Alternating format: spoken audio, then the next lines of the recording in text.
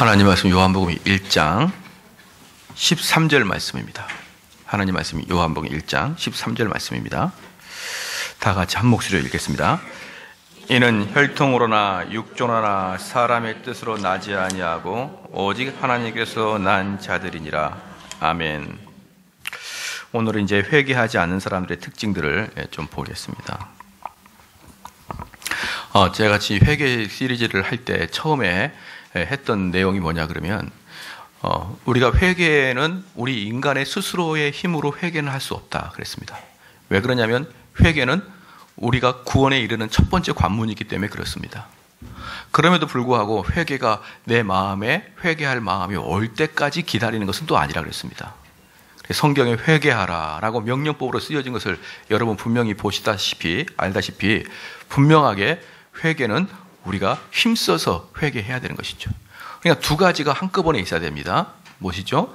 우리는 스스로 회개할 수 없지만 그러나 그 회개할 마음이 올 때까지 기다리면서 있는 것은 또한 아니다.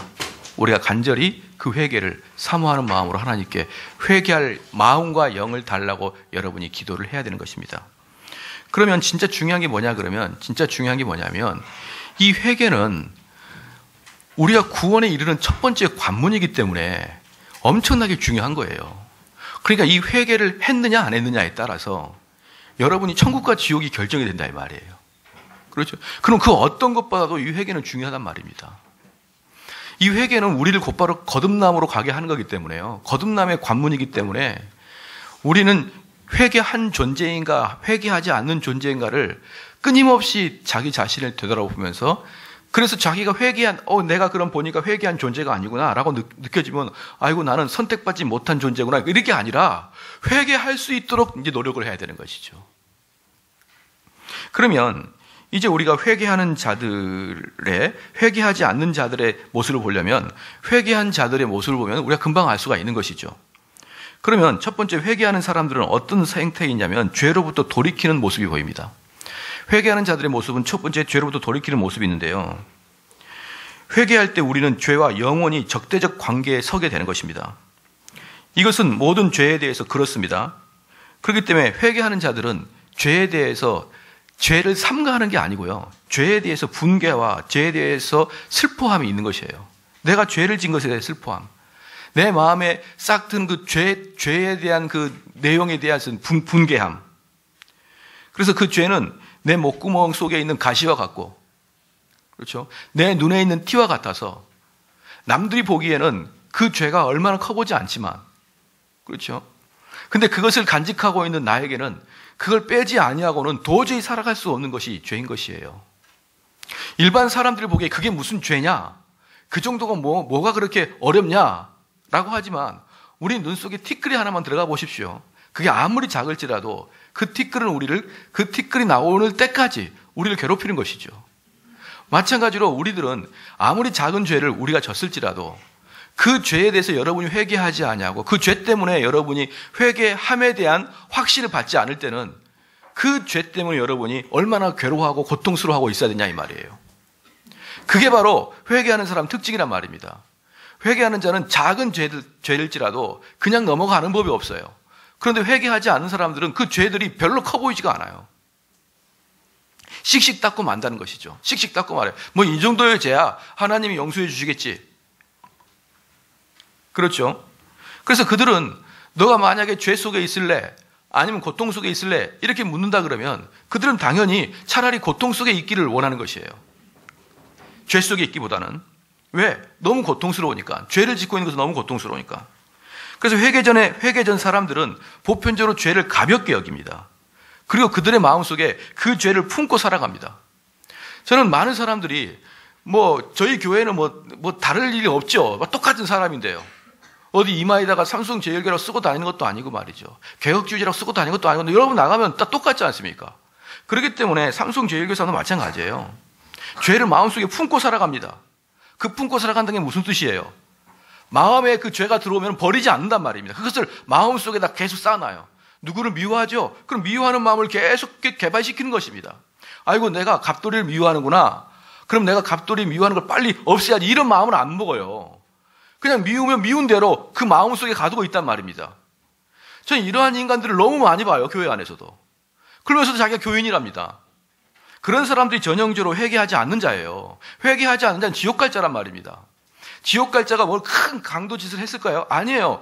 하나를 보면 알 수 있죠.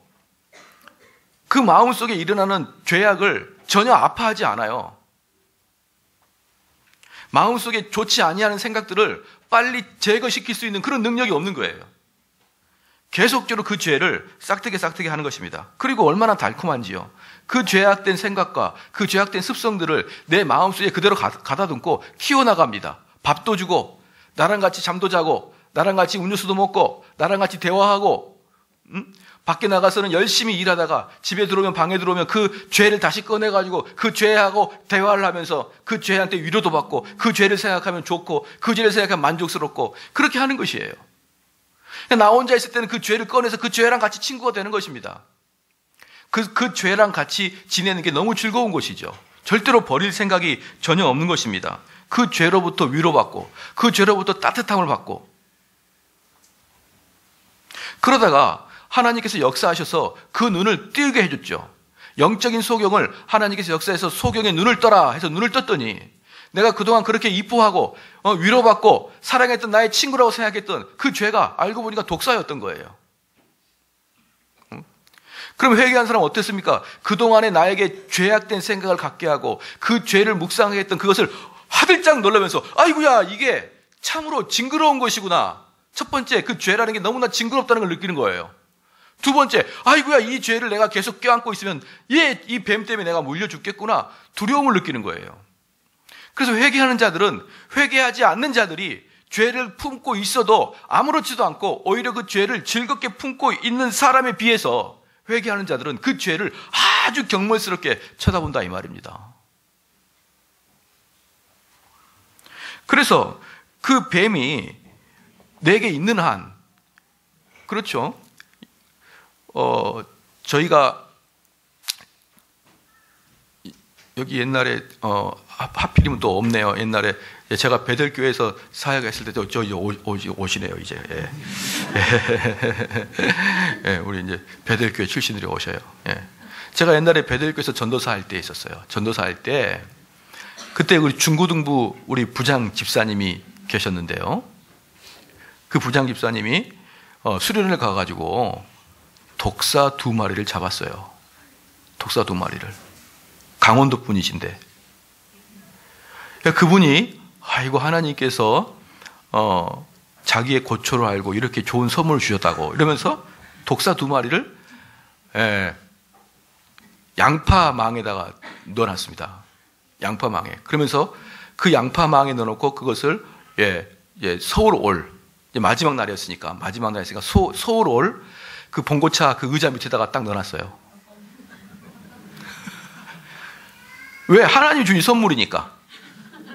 많은 고통과 그 수련회를 이끌 그 힘들었던 건데 하나님이 아주 회복시켜 주실 독사 2마리를 주신 거예요. 그래서 양파망에 넣어놓고 저를 부르더니, 목사님, 오늘 제가 목사님 크게 대접하겠다고, 그리고 잠깐 와보라고 그러더니 봉고차 문을 열고 보니까 뱀이 1마리만 있는 거예요.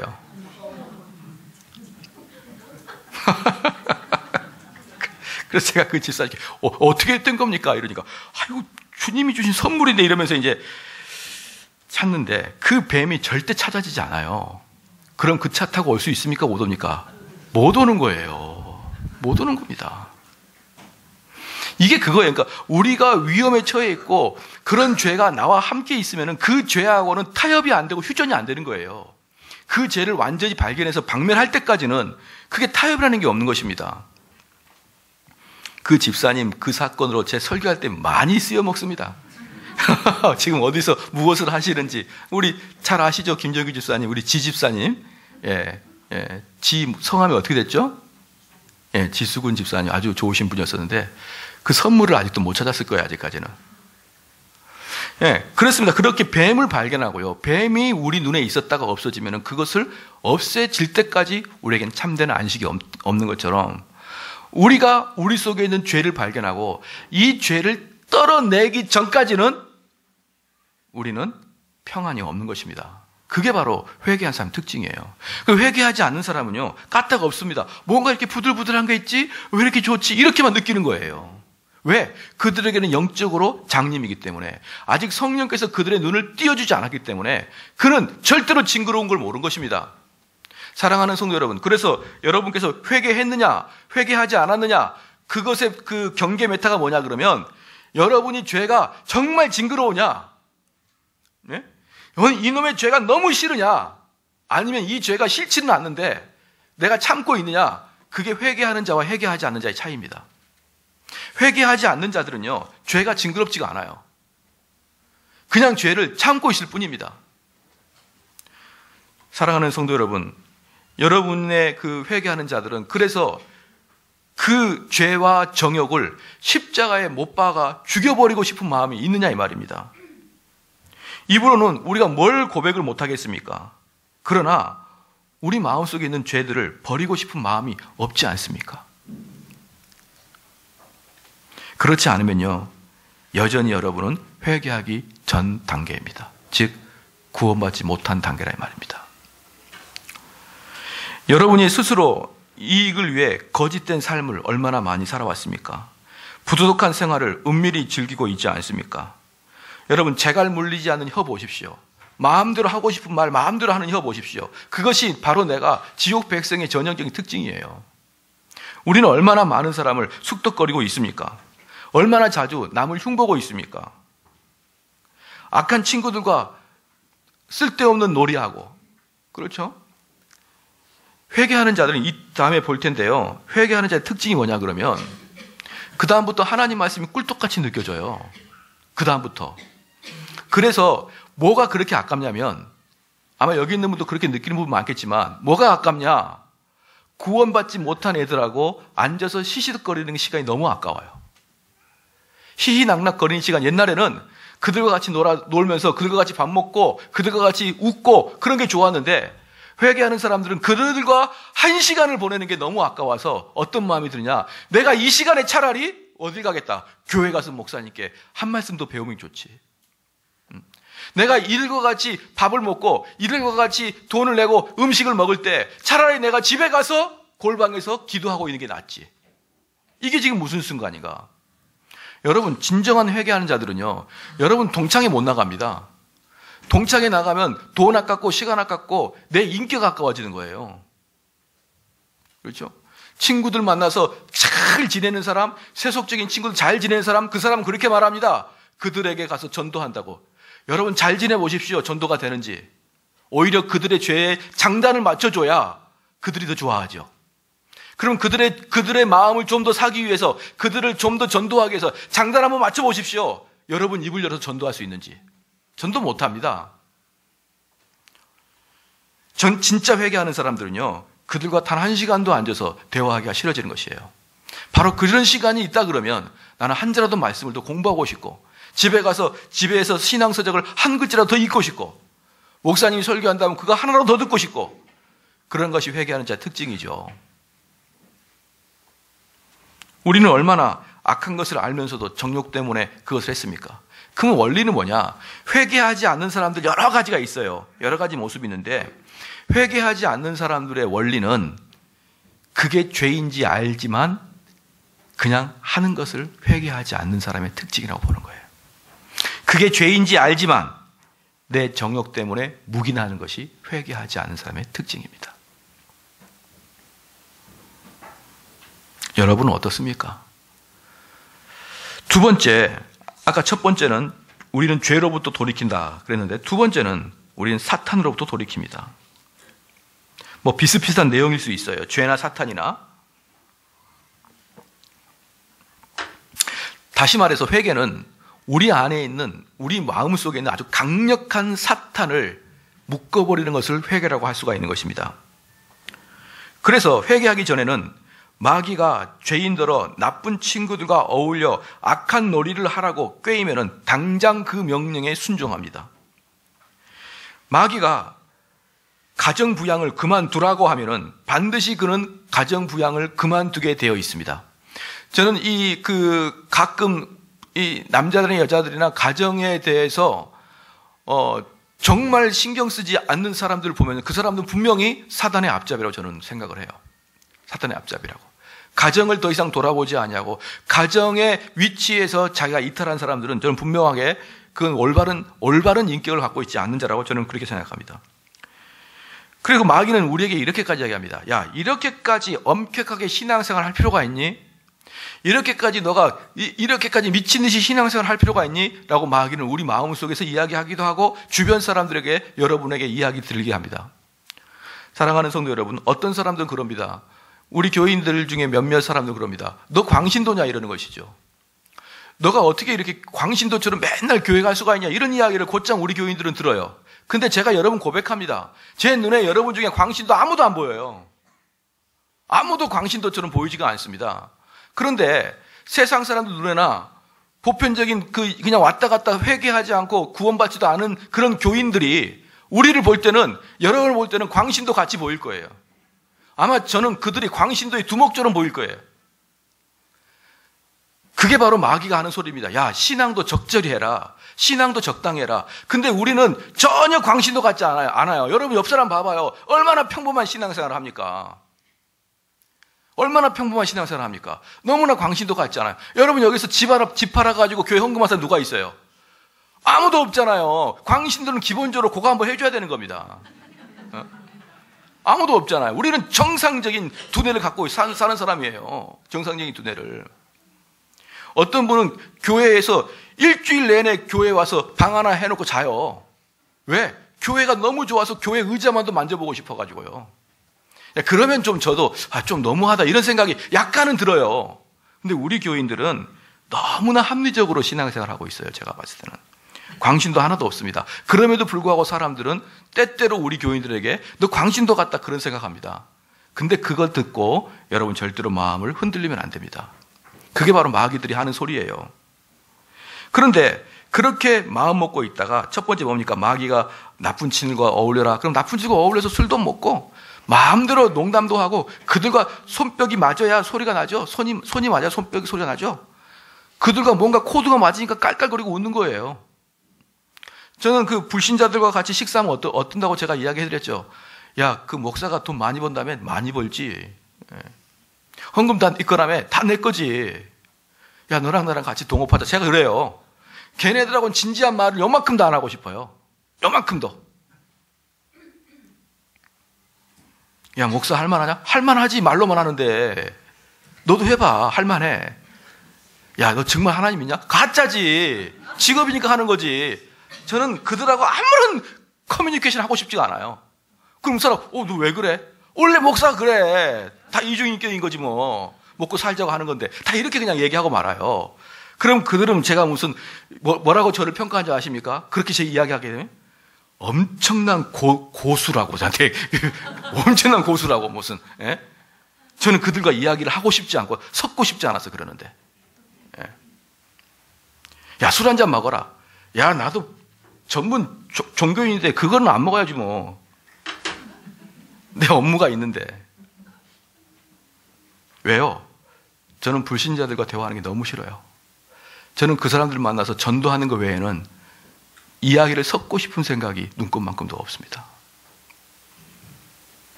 그 마귀가 죄인들로 어울리라 할 때 그들과 잘 어울려요. 또 뭡니까? 마귀가 가정부양 하지 말라면 청소년들 어디 있어요? 청소년들. 부모에게 대항하고. 사랑하는 성도 여러분, 중2병 있죠? 중2병. 중2병이 어디 있습니까? 악한 것이지. 중2병이라고 그 엄마 아빠한테 악한 짓을 하는 걸 그대로 두고 보지 말란 말입니다. 중2병이 나오는 것은 뭐예요? 초등학교 때 그 아이를 성경적으로 양육하지 못했기 때문에 그 죄성의 결과인 것이죠. 중2병이 어디 있어요? 사춘기가 어디 있습니까? 질풍노도의 시기가 어디 있어요? 다 죄의 결과물인 것이죠.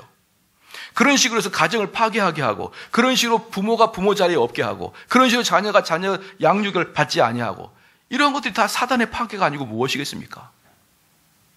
그런데 회개한 후에는 잠언 7장 22절 23절 말씀처럼 소가 푸주로 가는 것 같고 미련한 자가 벌을 받으려고 쇠사슬에 매이러 가는 것과 같이 필경은 살아 그 간을 뚫기까지에 이를 것이라.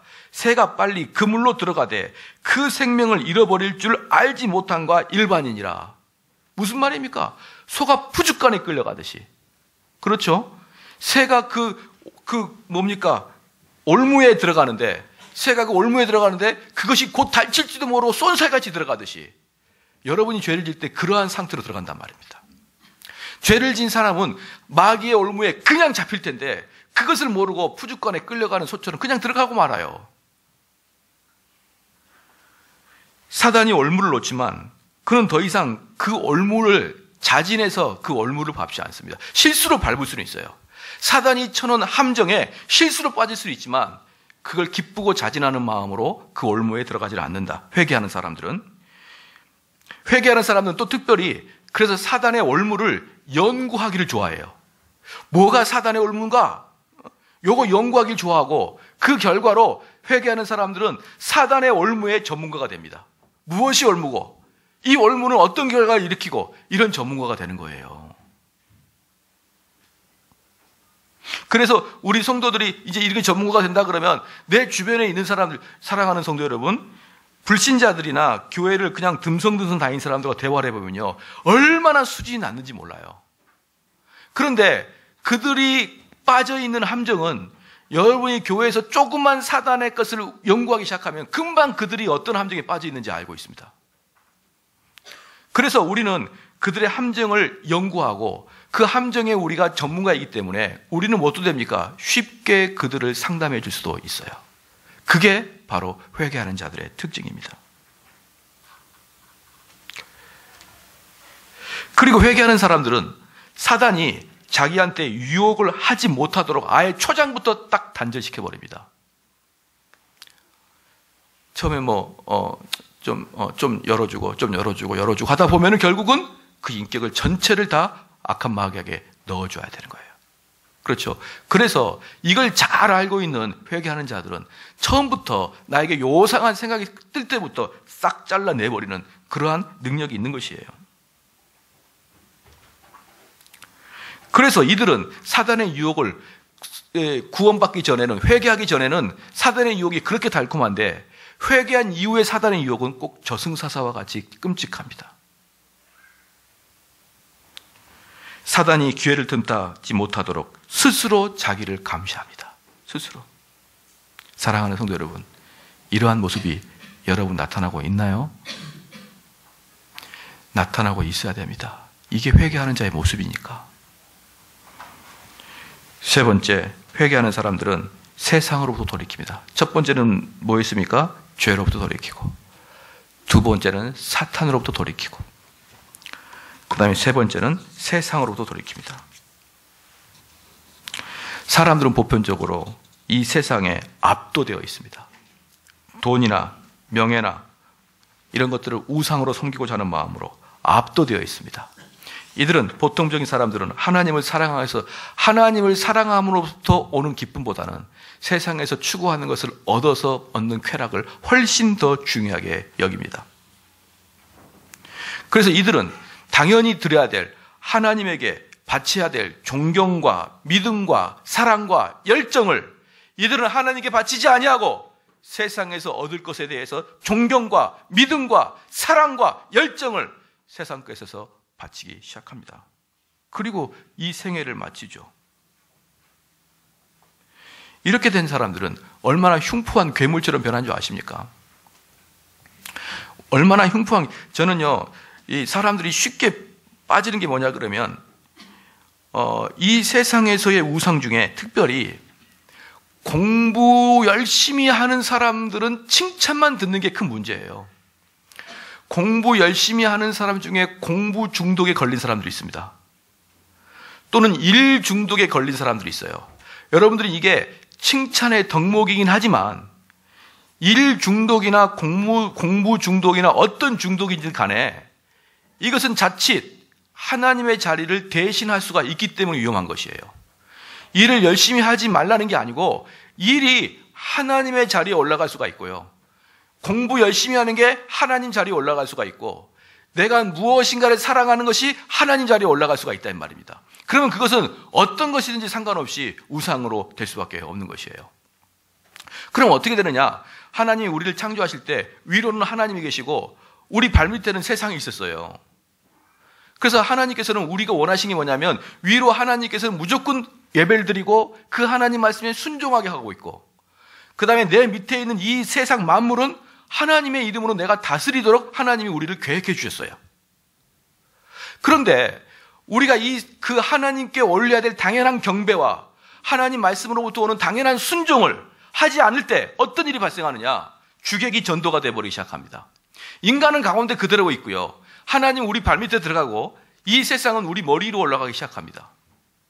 그래서 이 세상은 우리에게 명령하는 거예요. 야, 갑돌아, 내가 너에게 직위를 줄 테니까, 내가 너에게 돈을 줄 테니까, 내가 너에게 합격을 줄 테니까 하나님 말씀과 예배와 기독교 생활을 절제하라 라고 하면은 네, 그렇고 말아요. 네. 내가 너에게 최선을 다해서 내가 너에게 성공을 보장하겠다. 그러면 네가 성공을 하려면 세상의 법칙을 따라야지 세상에 성공하는 거지.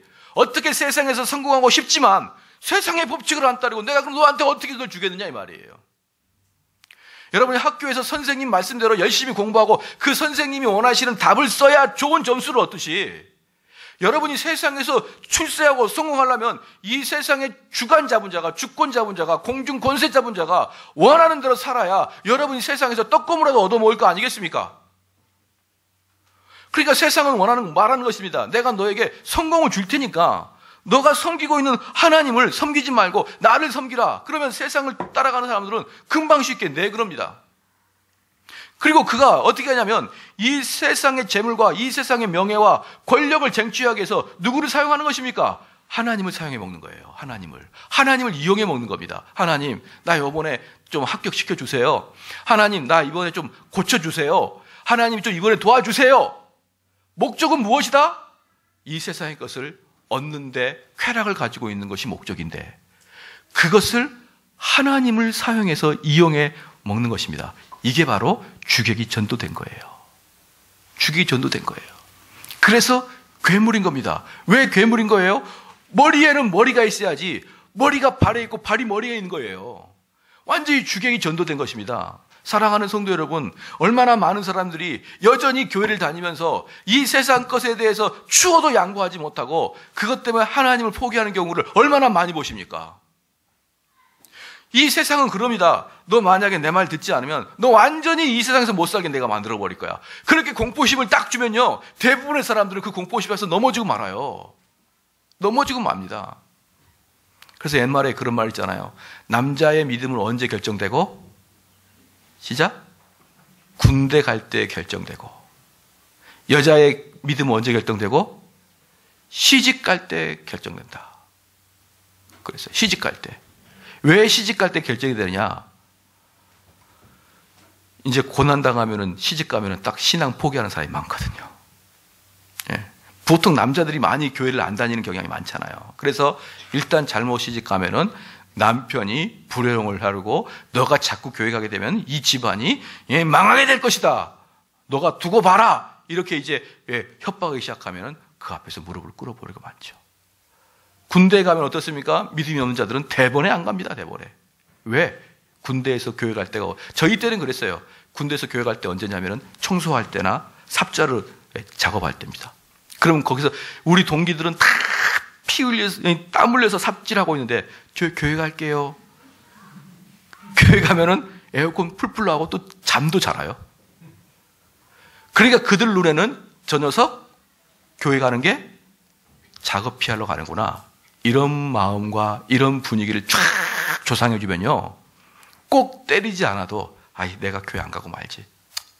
내가 내 음 안에서 남들에게 본이 되는 삶을 보여줘서, 야, 그리스도인들은 저런 모습이구나, 이렇게 보여줘서 그들을 차라리 전도해야지. 이런 마음으로 교회를 하루 이틀 안 가기 시작하면 끝나는 것입니다.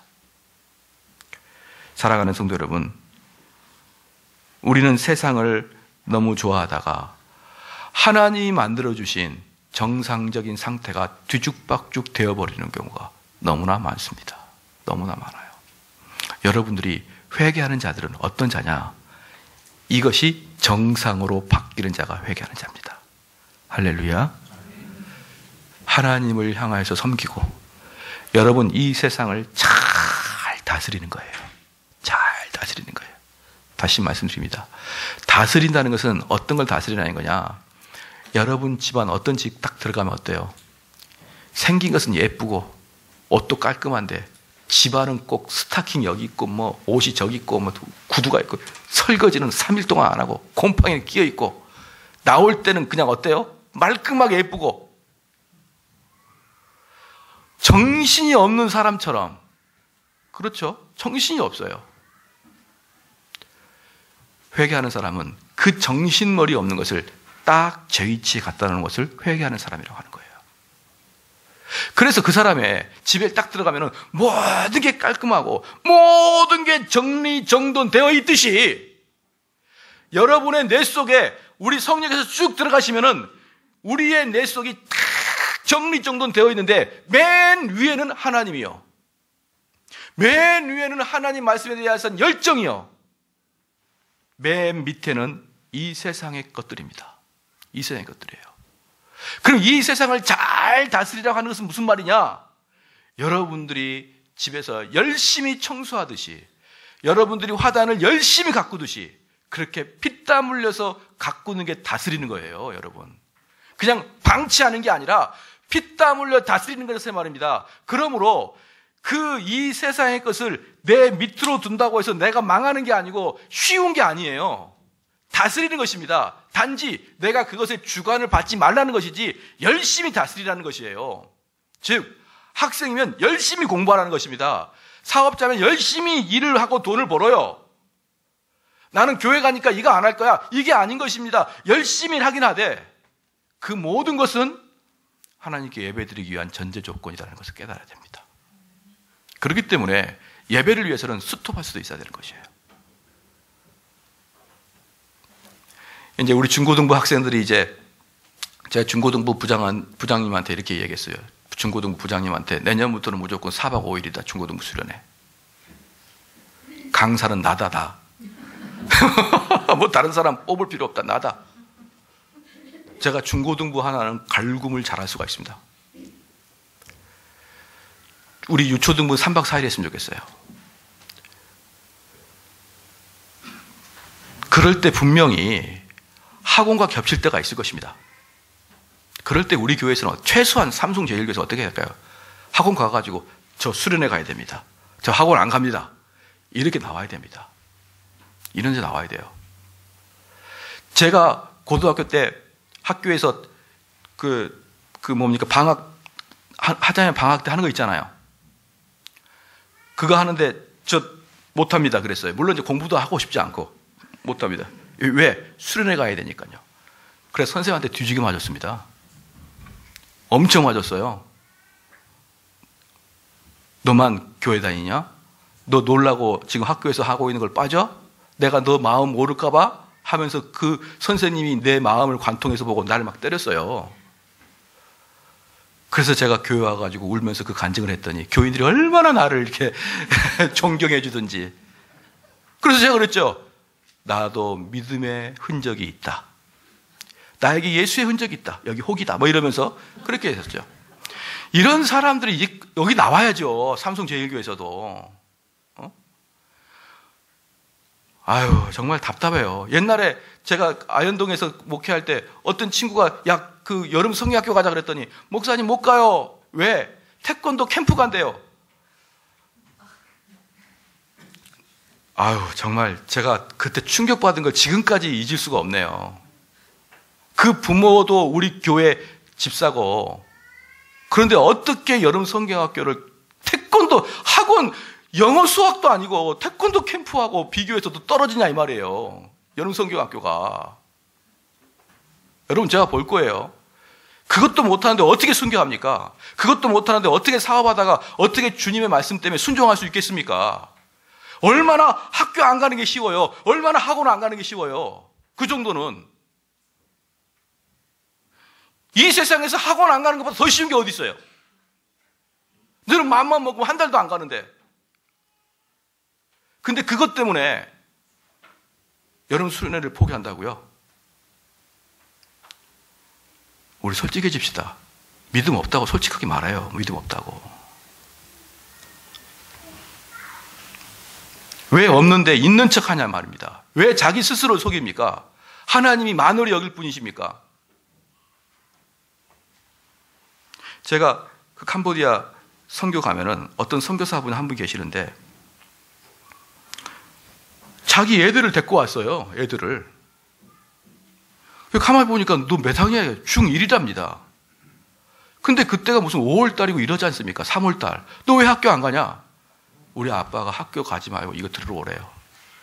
학교 수업보다 더 중요한 교회사라고. 그래서 맞는 말이긴 하죠. 정말 저는 감동했어요.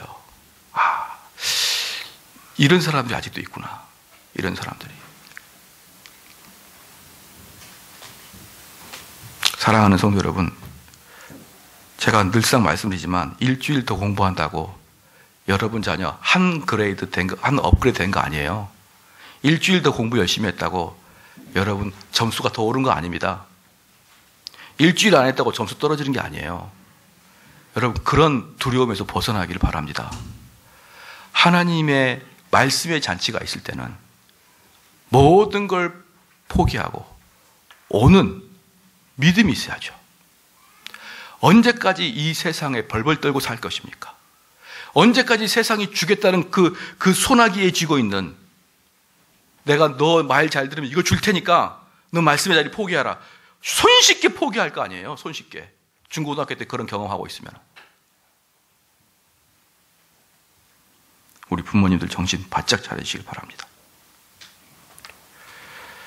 4박 5일이다. 4박 5일. 여러분의 자녀를 영적으로, 육체적으로 훈련을 시켜서 오겠습니다. 육체적 훈련은 벌을 받겠다 해주겠죠. 벌 받게 하고, 운동량 뛰게 하고, 머리 받게 하게 하고, 뒹굴게 하게 하고, 옆으로 지침, 뒤로 지침, 엄청나게 잘할 수 있습니다, 제가. 그렇게 해서 훈련시키고 올 테니까 여러분의 자녀들은 꼭 4박 5일, 또 우리 주일학교, 초등학교도 3박 4일 정도는 하셔서 얘들에게 뭔가 주제 하나를 머리에 팍 심어주고, 그렇죠? 머리에 빡 심어주고, 그리고 그 자녀들 머릿속에 무엇보다도 중요한 게 말씀 잔치의 자리구나, 이걸 깊이 각인시킬 수 있도록 여러분이 노력해 주셔야 되는 것입니다. 그래서 회개하기 전에는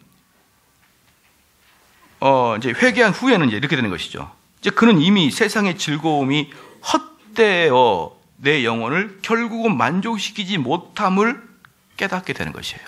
결국은 내 영혼을 만족시키지 못한다. 이 세상 것에. 이제 생명과 불멸을 추구하고 싶은 마음이 생기는 거예요. 은혜와 영광을 갈망하며 썩지 않는 면류관을 바라보고 그런 것들 때문에 기쁩니다. 그는 먼저 하나님의 나라와 그의 의를 구하기 위해서 힘씁니다. 이제 그는 신앙이 그의 인생의 주된 관심사가 되는 거예요. 신앙이. 그러니까 신앙이 주된 관심사의 특징들은 뭐냐 그러면요, 자주 그것을 서로 간에 이야기를 하고 싶어져요. 예를 들어서 여러분이 둘이 딱 만나죠. 그러면 신앙의 이야기가 아니라 부동산 이야기 딱 나오고, 또 신앙의 이야기가 아니라 물가 이야기 나오고, 신앙의 이야기가 아니라 정치 이야기 나온다. 그럼 그 사람은 그 마음속에 신앙이 있는 게 아니에요. 왜냐 그러면요, 우리 예수 그리스도는요 엄청나게 아름다운 분입니다. 할렐루야. 엄청나게 매력적인 분이에요. 그러므로 그분이 내 마음에 들어오게 되면요, 내 온 정신을 그분이 다 홀라당 매력에 빠뜨려 버립니다.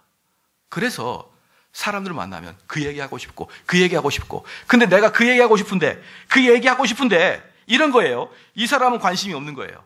그런데 내가 계속 신앙 얘기하면 이 사람이 싫어하잖아요. 그러면 미안해서 안 합니다. 안 하는데 내 마음속으로 하고 싶은 거예요. 안 하는데. 근데 회심하지 않는 자, 회개하지 않는 자는 성경 말씀 넣고 한 주간 이야기하라 그러니까 어쩔 수 없이 하는데, 성경 딱 덮으면은 이 세상 이야기하고 맙니다. 그 사람들은 회심하지 않는 자예요. 그래서 신앙은 이제 그 사람의 주된 관심사가 되고, 그리스도와 비교할 수 있는 것은 아버지와 어머니와 심지어 내 자신을 바라봐도 예수님과는 비교도 안 될 만큼 매력적이고 아름답고 그래서 이것을 예수님이 뭐라고 합니까? 아버지를 미워하는 것만큼이나 부모를 미워하는 것만큼이나 그만큼 예수님을 사랑한다는 것이에요. 할렐루야. 제가 여러분께 질문해 볼게요. 이러한 내용들이 여러분들에게 해당되고 있습니까? 여러분 그리스도를 위해 산다고 하지만 사실 세상이 여러분을 쥐고 흔들고 있지 않습니까? 제일 기쁨을 얻고자 하는 것은 혹시 세상으로부터 오는 거 아니겠습니까?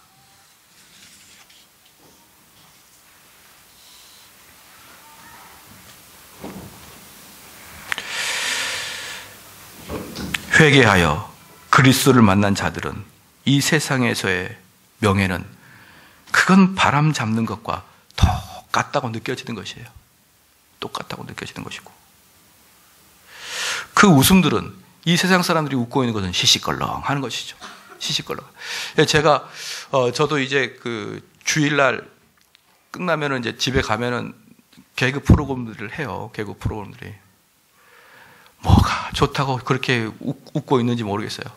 첫 번째 하나도 안 웃기고, 두 번째 이런 느낌이 들어요.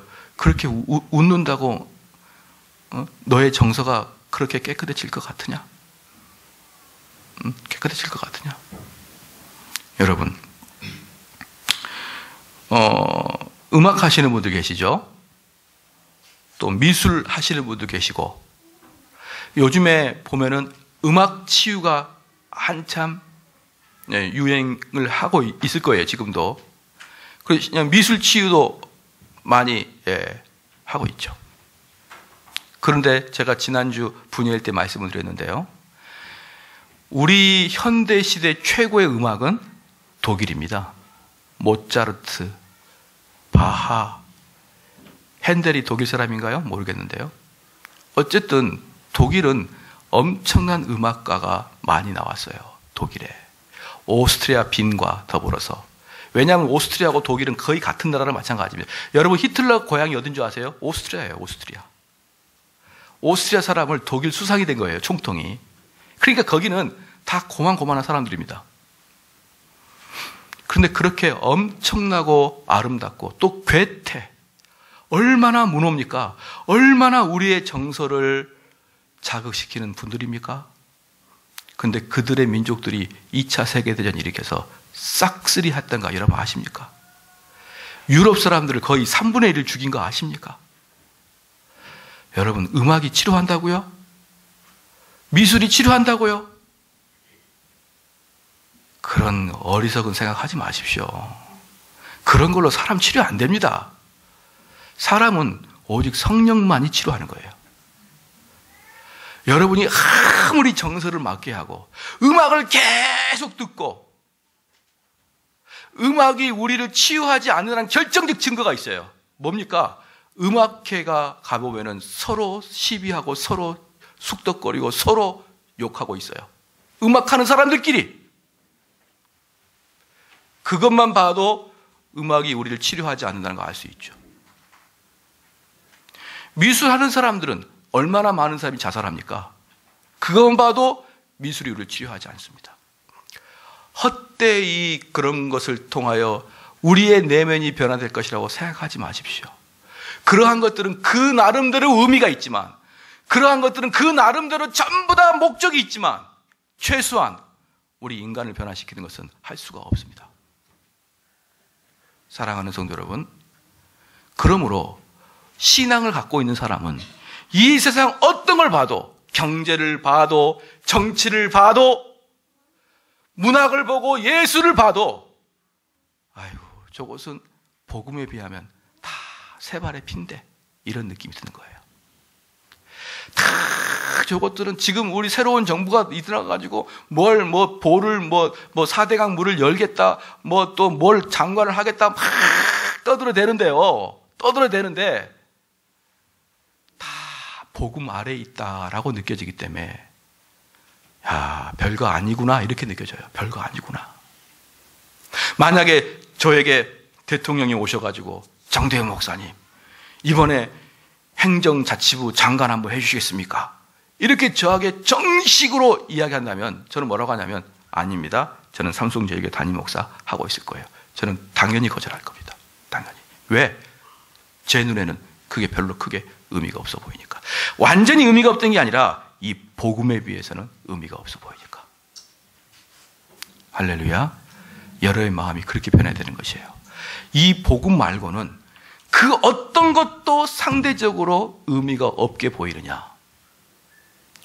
회개하는 사람의 특징입니다. 마지막으로 말씀드리겠습니다. 회개하기 전에는 자기 자신의 의의를 그렇게 드러냅니다. 자기 자신의 의의. 그래서 무화과 잎으로 자기를 가리고 그렇게 하려고 노력합니다. 그리고 자기를 신뢰합니다. 자기 의의를 세우고자 합니다. 또한 돈을 의지하고자 합니다. 그러므로 하나님의 의에 복종치 아니합니다. 그러나 회개한 후에는 자기 의의를 누더기처럼 여기는 거예요. 누더기처럼. 다 여기 한번 다시 한번 주목해 봅시다. 여러분, 제가 우리 성도들이 이 사람이 회개했느냐 안 했느냐 보는 또 하나의 기준이 있어요. 자꾸 이건 옳지 않지 않습니까? 라고 이야기하는 사람들. 자기가 무슨 민주화 투사처럼 이야기하는 사람들. 이 사람 옳지 않는데요. 어찌 이 사람이 그럴 수 있습니까? 나 말고 말입니다. 어떤 사람, 여기 없는 사람, 어떻게 그 사람이 그렇게 할 수 있습니까? 이렇게 자꾸 다른 사람을 자기가 의로운 척 비판하고 판단하는 사람들. 사악한 자예요, 사악한 자. 여러분의 의가 누더기와 같고 여러분의 의가 다 떨어진 거지 옷과 같은데 누구의 옷을 판단하고 있습니까? 거듭나지 못한 자는 그 의로 살아갑니다. 자기 스스로의 의, 자기 잘난 척하는 것, 자기 깨끗하게 척하는 것. 그래서 내가 화를 내는 것입니다. 왜 화를 냅니까? 이 세상은 잘못됐다는 거예요. 네가 더 잘못된 거야, 네가. 세상보다. 똥 묻은 개가 겨 묻은 개를 나무라고 있는 거예요. 자기는 똥이 묻어가지고 냄새가 나가지고 가까이 접근도 못하는데 똥 냄새를 풀풀 풍기면서 재 묻은 개한테 너 그렇게 살 거야? 여러분, 거듭난 자는 자기 의를 드러내지 않습니다.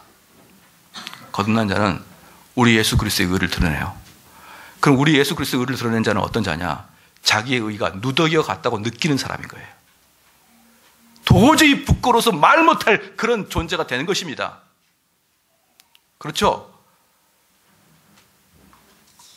제가 늘상 말씀드리지만 인간적 정의로움과 그리스도의 의를 자꾸 혼동하지 마십시오.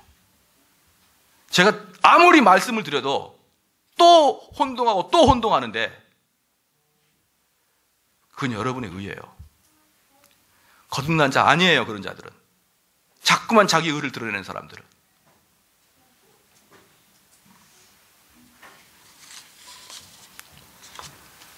이렇게 여러분들이 회개하냐? 여러분에게 참다운 회개가 여러분에게 있느냐? 살펴보십시오. 이거 살펴보지 않고 신앙생활 뭐하러 하십니까? 어차피 지옥 갈 건데. 아무 필요 없는 거예요. 백날 해봐야 헛된 수고입니다. 제가 가끔 예화를 들은데 저희가 고등학교 때 어떤 일이 있었냐 그러면 서울대 법대생이었는데 학생회장까지 했어요. 학생회장까지. 근데 졸업할 때 이름이 없어요. 나중에 알고 보니까 이 학생이 너무나 서울대 법대를 들어가고 싶어가지고 거짓말로 들어간 겁니다. 그래서 여러분들도 서울대 법대생 될 수 있어요. 일단 들어갑니다. 들어가서 쭉 레포트 시험까지 다 나왔어요. 레포트도 내고 시험 점수까지 다 나왔습니다. 홍길동이 빗불 다 나왔어요. 이게 어떻게 이렇게 될 수 있느냐? 여러분 딱 대학교를 가보세요. 가보면은 다 출석 부른 다음에 안 부른 사람 그러면 저요 안 불렀는데요. 왜 빠졌지? 홍길동이 안 썼구나. 홍길동 싹 써놔요. 그때부터 매번 출석 부릅니다. 레포트도 내고 시험 점수 나와요. 근데 졸업장은 안 나와요. 그 사람이 너무나 서울대 법대를 다니고 싶어가지고 그렇게 속였다는 거예요. 합격증 없이 학생회장 해보십시오. 합격증 없이 A뿔 맞아보십시오. 그게 무슨 의미가 있습니까? 여러분 합격증 가지고 있나요? 회개한 증표를 가지고 신앙생활 하고 계십니까? 그거 없이 모든 걸 헛된 것입니다. 제가 지금 여러분에게 말씀을 드렸어요. 그러면 이것이 여러분에게는 어떻게 들리느냐? 어떻게 들리느냐? 이 말씀이 천국으로 향하는 지름길일 것처럼 느껴질 거예요. 와, 이 말씀으로 들어가겠구나. 지금 정대원 목사님이 말씀했던 요 회개에 대한 이 회심한 자들의 전형적인 특징 안으로 내가 들어갈 때, 내가 여기 안에 들어갈 때 비로소 내가 천국으로 가는 그 문이 바로 여기에 있구나, 그렇게 느낄 것입니다. 그래서 그것들이 나타나지 않는 자들은 아까도 처음에 서두에서 말씀드렸듯이 그냥 포기하지 말란 말이에요. 이 일이 나에게 발생하게 해달라고 하나님께 매달려야 됩니다. 하나님께 이런 현상들이 나에게 일어나게 해달라고 하나님께 부르짖어야 되는 것이에요. 그리고 여러분의 나타나는 인격들 중에서 불신자들의 인격들이 다 떨어져 나가도록 여러분이 하나님께 매달려야 됩니다. 그래서 지금은 내가 숙덕거리고, 지금은 내가 욕망이 있고, 지금은 내가 세상의 것을 더 추구하고 있지만 1년 후에는 여러분 변화돼야 됩니다. 그러면 그는 합격한 자예요. 이 토마스 굿이라는 사람이 뭐라고 한지 아십니까? 이런 그 여러 가지 회개에 대한 종류를 나타낸 다음에 이러한 자들이 있는 자들이요, 예? 이러한 자들이 있는 자들이요, 축하드립니다. 그랬어요. 축하드립니다. 여러분 천국 백성입니다. 얼마나 아름답습니까? 얼마나 아름다워요. 이러한 형태가 없는 자들이요, 하나님께 달라고 매달리십시오. 여러분에게는 엄청난 축복의 순간인 것을 깨닫기를 주의 이름으로 축원합니다. 찬송가 부르시고 우리 좀 기도하시겠습니다.